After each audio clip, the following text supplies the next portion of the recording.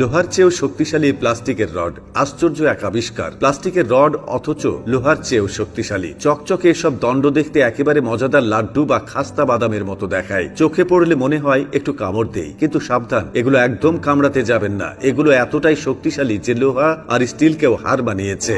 আশ্চর্য এই আবিষ্কার হলো গ্লাস ফাইবার রেইনফোর্সড পলিমার, সংক্ষেপে জিএফআরপি। এখন প্রশ্ন আসতে পারে, আসলে এই জিএফআরপি জিনিসটা কি? সহজভাবে বললে এটি হলো বিশেষ ধরনের ফাইবার গ্লাস আর এক ধরনের মজবুত পরিমাণের মিশ্রণে তৈরি করা এক জাদুকরী উপাদান। এর ফলাফল দাঁড়াচ্ছে এমন এক কম্পোজিট যা দেখতে হালকা হলেও শক্তির দিক থেকে অবিশ্বাস্য।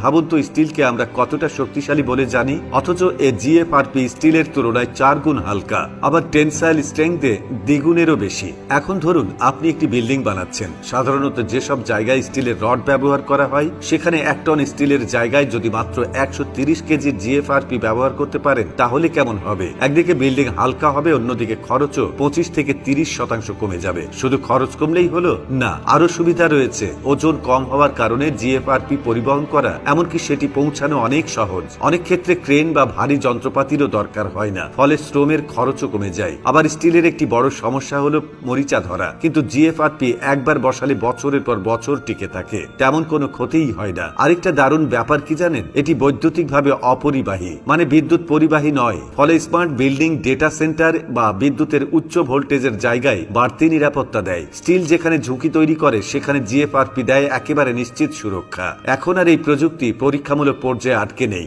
আজকাল আধুনিক নির্মাণ শিল্পে নানা জায়গায় ব্যবহার শুরু হয়ে গেছে, যেমন ব্রিজ, রোফিং, কলাম, ডাম, বন্দর, সামুদ্রিক স্থাপনা, বন্যা ও ঘূর্ণিঝড় প্রবণ এলাকায় স্থায়ী কাঠামো। ভাবুন তো, এমন জায়গায় যেখানে আগে স্টিল থাকতো আর এখন সেখানে জিএফআরপি। ফলে কাঠামো হচ্ছে মজবুত, খরচ কমছে, ঝুঁকি কমছে। সবগুলি নির্মাণ শিল্পে এক নতুন যুগের সূচনা করেছে এই প্রযুক্তি। বিশেষজ্ঞরা বলছেন, ভবিষ্যতে টেকসই অবকাঠামো গড়ে তুলতে জিএফআরপি হতে পারে এক গেম চেঞ্জার। আমাদের দেশে যেমন ঘন ঘন বন্যা, ঘূর্ণিঝড়, লবণাক্ত মাটির সমস্যা আছে, সেখানে যদি এই প্রযুক্তি ব্যবহার করা হয়, তাহলে অনেক বড় সমাধান হয়ে যাবে। তাহলে বোঝাই যাচ্ছে, সামনে হয়তো ইট বালুর পাশাপাশি এই জিএফআরপির নামও আমরা বারবার শুনব। শুধু বাংলাদেশ নয়, পুরো বিশ্ব জুড়ে এটি হয়ে উঠেছে নির্মাণ শিল্পের নতুন নায়ক। অবাক হচ্ছেন তো? আসলে এটা এমন একটা উপাদান যেটা দেখতে লোভনীয় মনে হলে কামড়ে খেতে ইচ্ছে করবে, অথচ সেটাই আবার পৃথিবীর কঠিনতম উপকরণগুলোর একটিকে হার মানাচ্ছে। এটা glass fibre refined flows polymer, যা